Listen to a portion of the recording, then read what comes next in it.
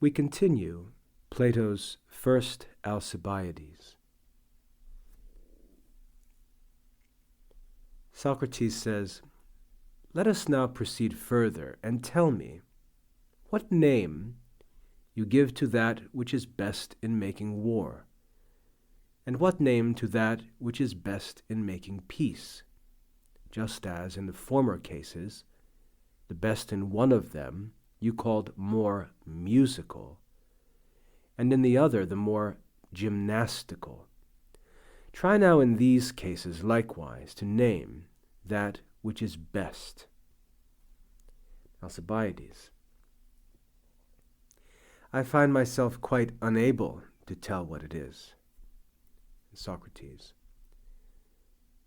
"'Tis a shame to you that you are so. For suppose you were speaking and giving your opinion concerning the superiority of one kind of food to another, and should say that such or such a kind of food was the best at this season, and such or such a quantity of it, and suppose a man should thereupon question you thus, 'What do you mean by the best, Alcibiades?'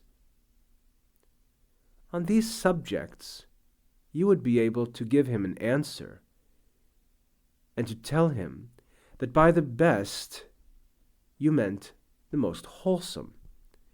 And this you would say, notwithstanding that you do not profess to be a physician. And yet, on a subject which you profess to have the knowledge of, and rise up to give your judgment and advice on, as if you had this knowledge, are you not ashamed, when you are questioned, as I think you are, on this very subject, to be unable to give an answer, and to tell what is that which is the best? And must not this inability appear to others shameful in you?" Alcibiades says, "Certainly it must." Socrates: "Consider thoughtfully now and tell me, what is the end or aim of that which is done best in the making or the continuing of peace, and likewise in the going to war with those with whom it is proper?" Alcibiades: "Well, I do consider, but I cannot think of what it is." Socrates: "Know you not, when we go to war, what it is which both the parties accuse each other of during their military preparations, and what names they give to the causes of their quarrels?" Alcibiades: "I do.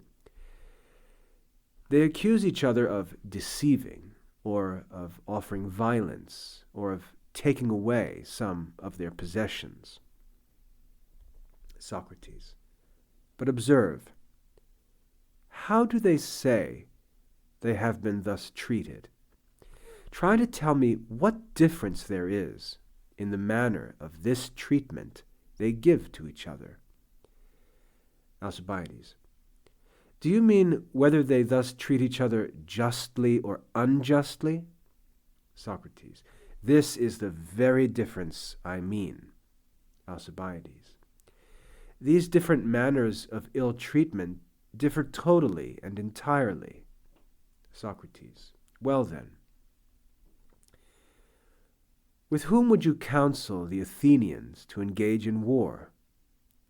Whether with those who treat them ill unjustly, or with those who treat them as they deserve?" Alcibiades: "A question this of very serious import.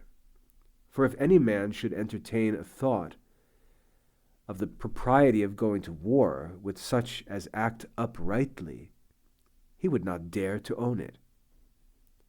Socrates: "Because it is not lawful, I suppose, to engage in such a war." Alcibiades: "By no means is it so, neither seems it to be beautiful."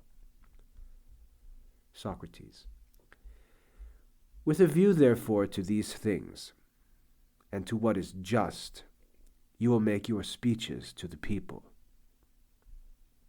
Alcibiades. There is a necessity for bringing my arguments from these topics. Socrates. That best, then, concerning which I just now asked you what it was, the best on these subjects, whether it is proper to go to war or not, with whom it is proper and with whom not, at what times it is proper and when not. Does the best on these subjects appear to be any other thing than that which is most agreeable to justice, or does it not? Alcibiades. It appears to be no other thing. Socrates. How is this, friend Alcibiades? Is it a secret to yourself that you are ignorant in the science of justice? Or else, is it a secret to me that you have learnt it and have gone to some master who has taught you to distinguish between what is the most agreeable to justice and what is the most repugnant to it? If this which I last mentioned be the case, who is this master?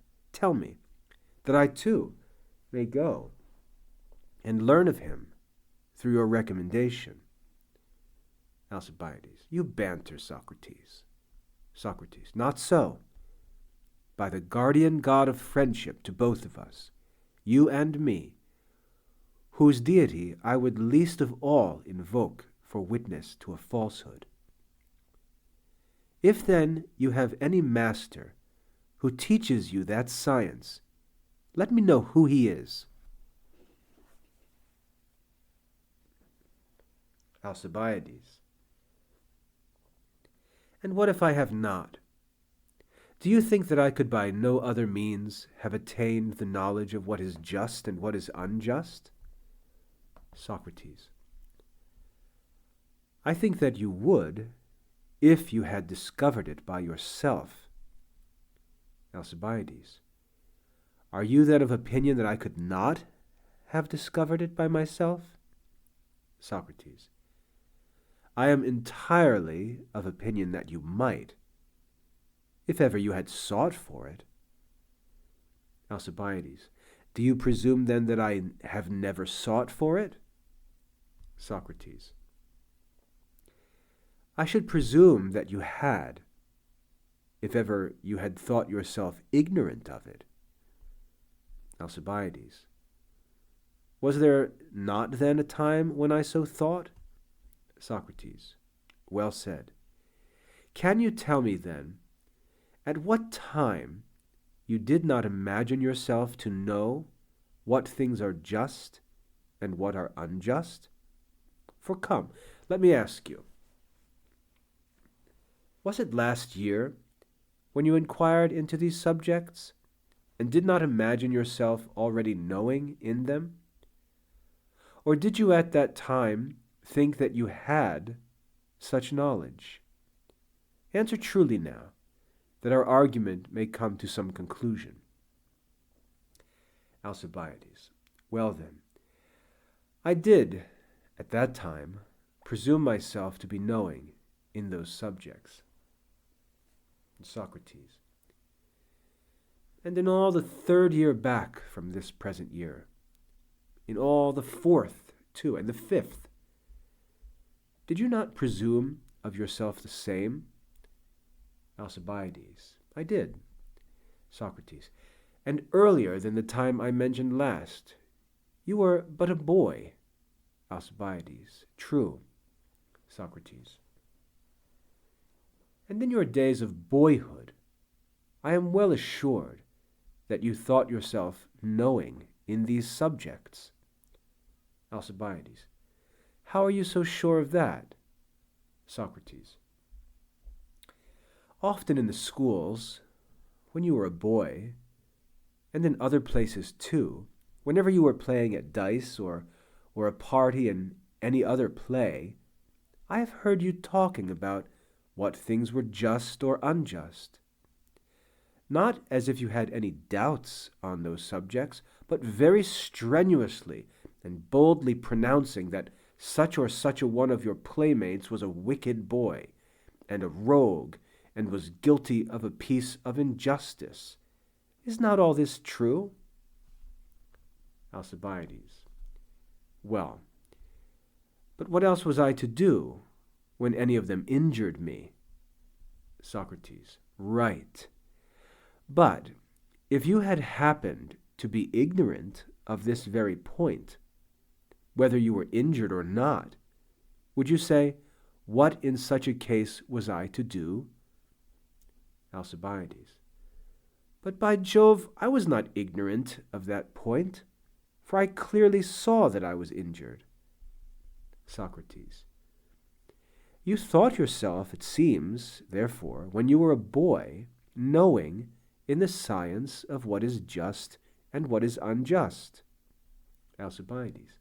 I did so, and knowing in it I was too. Socrates. At what time was it you first discovered it? For certainly it was not at a time when you thought yourself knowing in it. Alcibiades. That 'tis clear could not be. Socrates. At what time then was it that you thought yourself ignorant in it? Consider. But that time you will never find. Alcibiades. By Jove, Socrates, I am not able to tell when. Socrates. You did not acquire that knowledge, then, by any discovery of your own. Alcibiades. That does not at all appear to have been the case. Socrates. And besides, you acknowledged but just before that you did not acquire it by being taught. If then you neither discovered it of yourself, nor were taught in it by any other person, how or whence have you this knowledge? Alcibiades. Well, but I was wrong in my answers when I supposed that I had found out that knowledge by myself. Socrates. In what way, then, did you acquire it? Alcibiades. I learned it, I presume, in the same way in which others do. Socrates. We are now come round again to the same question as before. From whom did you learn it? Inform me. Alcibiades. From the people. Socrates. To know good teachers, have you recourse for the origin of your knowledge in referring it to the people? Alcibiades. Why so? Are not they capable of teaching? Socrates. Not so much as what movements are proper and what improper to make in a game at tables, and yet the knowledge of these things is meaner and more inconsiderable, in my opinion, than the knowledge of what things are just and what are unjust. Do you think so too? Alcibiades. I do. Socrates. Incapable, therefore, as they are of teaching meaner things, can they teach things higher and of more importance? Alcibiades. I think they can. Nay, it is certain that they are capable of teaching many things of more importance than the movements in a game at tables. Socrates. What things do you mean? Alcibiades. Such as, for instance, to speak the Greek language, for I myself learned it from them. Nor could I name any other teacher of that language that I ever had, but must refer my being able to speak it to those very persons who you say are no good teachers. Socrates.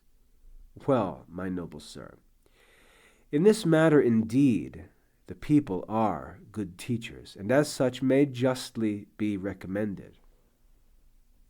Alcibiades. Why particularly in this? Socrates. Because in this they possess all the requisites necessary to every good teacher. Alcibiades. What requisites do you mean? Socrates. Do you not know that those who are to teach anything must, in the first place, have knowledge of it themselves, must they not? Alcibiades. Without doubt. Socrates. And must not all those who have the knowledge of anything agree together on that subject, and not differ in their opinions of it? Alcibiades. Certainly. Socrates. But where they differ among themselves in their opinions, would you say that they have, all of them, knowledge in those subjects? Alcibiades. Certainly not. Socrates. Of such things, then, how can they be good teachers? Alcibiades. By no means can they. Socrates. Well now, do the people seem to you to differ among themselves about the meaning of the words stone and wood? Ask whom you will. Are they not all agreed in the same opinion? And when they are bid to take up a stone or a piece of wood, do they not all go to the same kind of things? And do they not all apprehend alike what kind of things every other such word signifies? For I presume this is what you mean by knowledge of the Greek language, is it not? Alcibiades. It is. Socrates. Now, on these subjects, as we said before, do not the people of our city agree among themselves? And among the several cities of Greece, is there any difference of opinion? Do the same words in different places signify different things? Alcibiades. They do not. Socrates. On these subjects, therefore, agreeably to our argument, the people should be good teachers. Alcibiades. It is true. Socrates. If, then, we had a mind to have any person instructed in this matter, we should do right in sending him for such instruction amongst the multitude of the people? Alcibiades. Quite right. Socrates. But what if we had a mind to have that person taught not only to know men from horses by the different words denoting them in the Greek language, but beside this, to know what horses are fit for the race and what are unfit? Is the multitude able to teach this also? Alcibiades. Certainly not. Socrates. And you admit this to be a sufficient proof of their ignorance in this matter, and of their inability to teach, that they agree not in their opinions on this head? Alcibiades. I do. Socrates. And what if we would have him learn not only by what word in our language men are distinguished from other things, but further, to know what men are healthy and who are unhealthy? Whether should we deem the multitude to be the proper teachers for him? Alcibiades. By no means. Socrates. And it would be an evidence to you of their being bad teachers on this subject if you saw them disagreeing in their opinions? Alcibiades. It would. Socrates. And how is it now on the subject of justice? Do you find the multitude agreeing one with another, or even the same person always of the same mind, concerning either men or actions, who are the honest, or what is just? Alcibiades. Less than on any other subject. By Jove, Socrates, are they agreed with regard to this. Socrates. What? Do you then think they differ on this subject more than upon any other? Alcibiades. By far do they. Socrates.